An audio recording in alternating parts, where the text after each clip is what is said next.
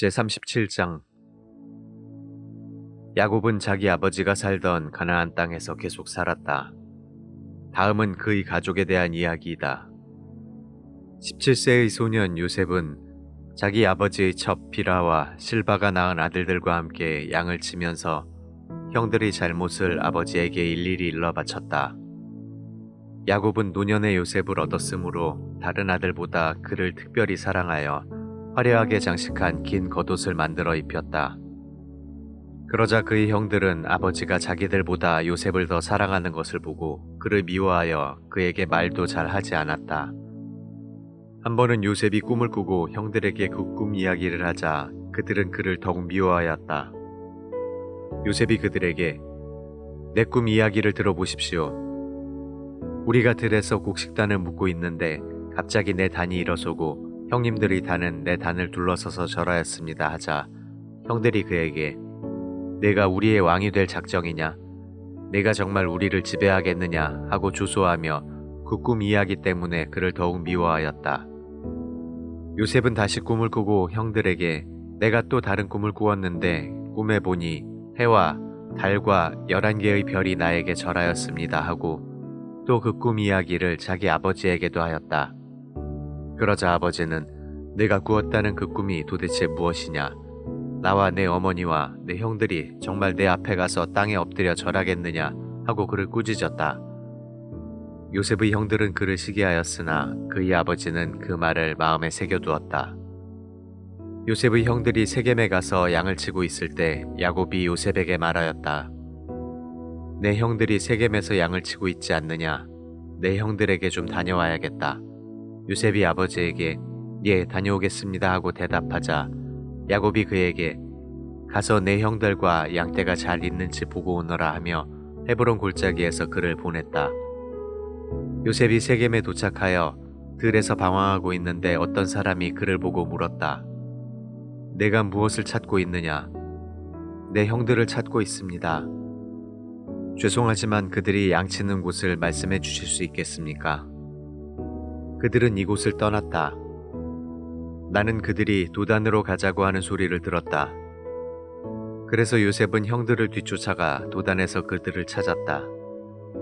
그러나 그들은 멀리 요셉이 오는 것을 보고 그가 가까이 오기 전에 그를 죽일 음모를 꾸미며 저기 꿈꾸는 자가 오고 있다. 자 그를 죽여 구덩이에 던져놓고 맹수가 잡아먹었다고 하자. 그리고 그 꿈이 어떻게 되는지 한번 보자 하고 서로 말하였다. 그때 르우벤이 이 말을 듣고 요셉을 구하려고 이렇게 말하였다. 우리가 그를 죽이지는 말자. 그를 이 구덩이에 던져놓고 그에게 손은 대지 말아라. 르우벤이 이렇게 말한 것은 요셉을 그들에게서 구출하여 그를 아버지에게 돌려보내기 위해서였다. 요셉이 형들에게 이르자 그들은 화려하게 장식한 요셉의 긴 겉옷을 벗기고 그를 구덩이에 던져 넣었는데 그 구덩이는 물이 없고 텅 비어 있었다. 그들이 앉아서 음식을 먹다가 눈을 들어보니 이스마엘 족의 대상들이 길르앗에서 오고 있었다. 그들은 낙타의 향품과 유향과 모략을 싣고 이집트로 내려가는 중이었다. 이때 유다가 자기 형제들에게 우리가 우리 동생을 죽이고 그 사실을 숨긴들 무슨 유익이 있겠느냐. 자 그를 이스마엘 사람들에게 팔아넘기고 그에게 손을 대지 말자. 그도 우리와 살과 피를 나눈 우리의 형제이다 하자 그의 형제들이 그의 말에 동의하였다. 미디안 상인들이 지나갈 때 그들은 요셉을 구덩이에서 끌어올려 은화 20개를 받고 그를 이스마엘 사람들에게 팔았다. 그러자 그 대상들은 요셉을 데리고 이집트로 갔다. 르우벤이 그 구덩이에 돌아와 보니 거기에 요셉이 없었다. 그래서 그는 자기 옷을 찢고 자기 형제들에게 돌아와 애가 없어지고 말았다. 이제 나는 어디로 가야 한단 말이냐 하고 슬퍼하였다. 그들은 염소를 죽이고 요셉의 옷을 가져다가 그 피에 적셔 그것을 아버지에게 갖다 드리며 우리가 이것을 주었는데 요셉의 옷인지 보십시오 하였다. 그러자 그는 그것을 알아보고 이것은 내 아들의 옷이다. 맹수가 그를 잡아먹었구나.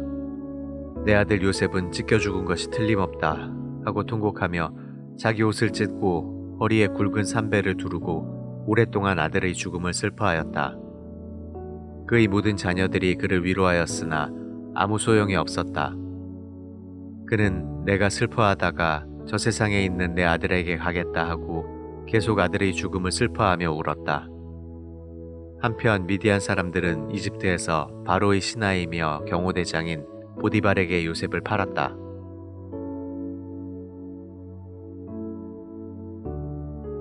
제38장.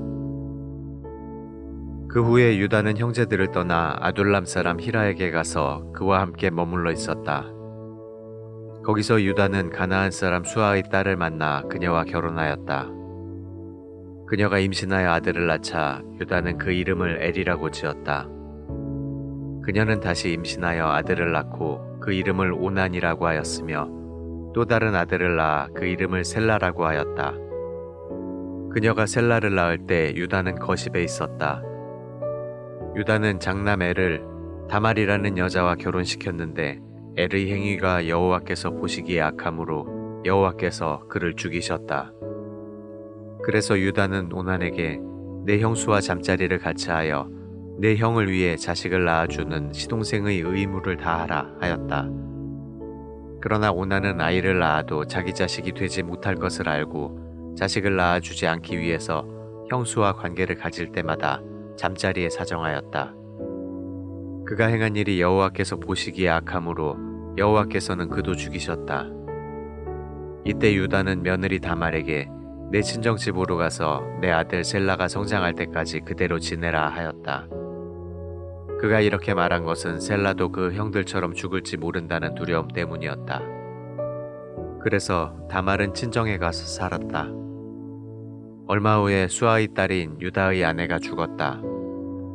유다는 어느 정도 마음의 위안을 되찾은 다음에 친구인 아둘람 사람 히라와 함께 자기 양떼의 털 깎는 자들이 있는 딥나로 올라갔다. 이때 다말은 자기 시아버지가 양털을 깎으려고 딥나로 올라오고 있다는 말을 듣게 되었다. 그래서 그녀는 과부의 옷을 벗고 면사포로 얼굴을 가린 채 딥나로 가는 길 옆 에나임 입구에 앉아 있었다. 이것은 셀라가 성장했는데도 그와 결혼시켜주지 않았기 때문이었다. 그녀가 얼굴을 가렸으므로 유다는 그녀를 창녀로 생각하였다. 유다는 그녀가 자기 며느리인 줄도 모르고 길 옆에 앉아있는 그녀에게 다가서서 말하였다. 너와 쉬었다 가겠다. 얼마나 주시겠습니까? 염소 새끼 한 마리를 보내주겠다. 좋습니다. 그 염소를 보낼 때까지 담보물을 잡히시겠습니까? 담보물로 무엇을 주면 되겠느냐? 끈달린 당신의 그 도장과 당신이 들고 있는 그 지팡이를 나에게 주십시오. 그래서 유다는 그것들을 주고 그녀와 함께 잠자리에 들었으며 그녀는 그를 통해서 임신하게 되었다. 그러고서 다말은 집으로 가서 면사포를 벗고 과부의 옷을 다시 입었다. 유다는 자기 친구인 아둘람 사람 히라에게 부탁하여 염소 새끼를 그 여자에게 보내고 그가 담보물로 맡긴 물건을 찾아오라고 하였다. 그러나 그는 그 여자를 찾지 못하였다. 그가 에나임에 있는 사람들에게 길가에 있던 창녀가 어디 있습니까? 하고 묻자 그들이 이곳에는 창녀가 없습니다 하고 대답하였다. 그래서 그는 유다에게 돌아가서 말하였다. 그녀를 찾지 못했네. 그곳 사람들도 거기에는 창녀가 없다고 하더군. 그 여자가 그 물건을 가지도록 내버려 두게.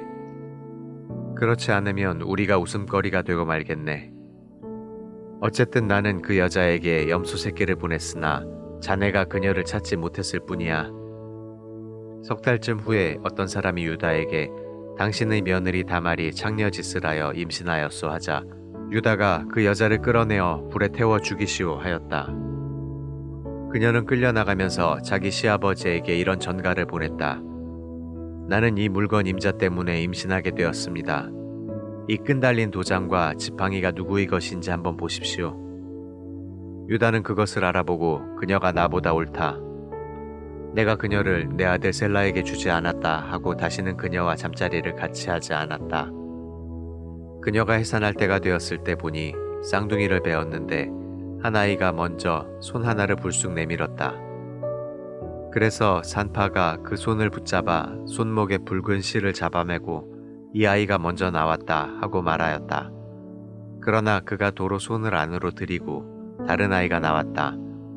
그때 산파가 내가 어째서 비집고 나오느냐 하고 소리쳤다. 그래서 그 이름을 베레스라고 불렀다. 그러고서 손목에 붉은 실을 맨 아이가 나오자 그 이름을 세라라고 불렀다.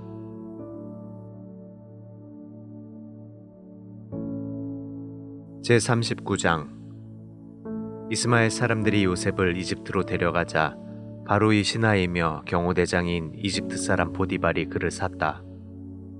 여호와께서 요셉과 함께 하심으로 그는 자기 주인의 집에 살면서 모든 일을 성공적으로 수행해 나갔다.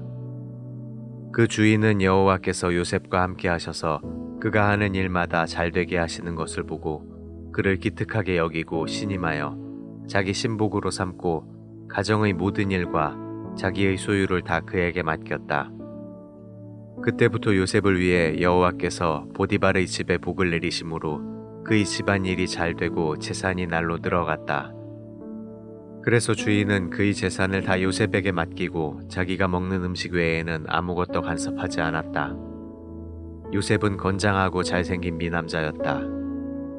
어느 날 그 주인의 아내가 요셉에게 눈짓을 하며 함께 잠자리에 들자고 하였다.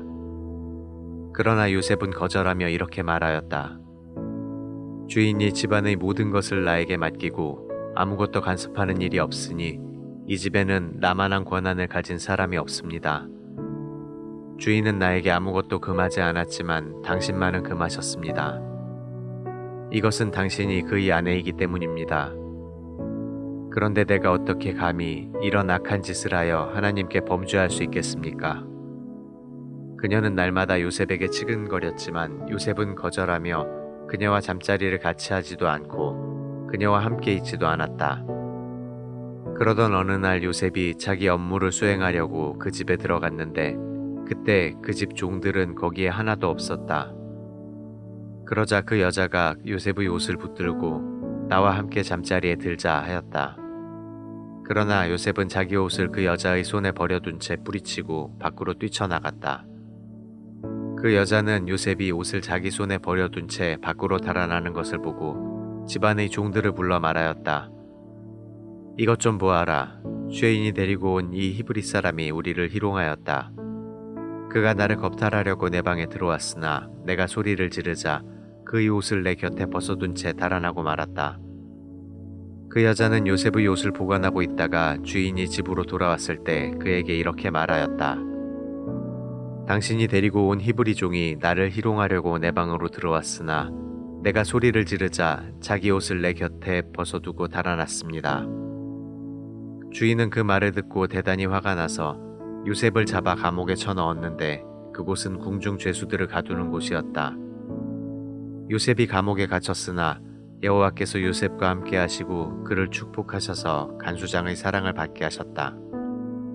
그래서 간수장은 감옥의 죄수들을 다 요셉에게 맡기고 감옥 안의 집안 업무를 그에게 처리하게 하였으며 요셉이 책임 맡은 일에 대해서는 전혀 간섭하지 않았다.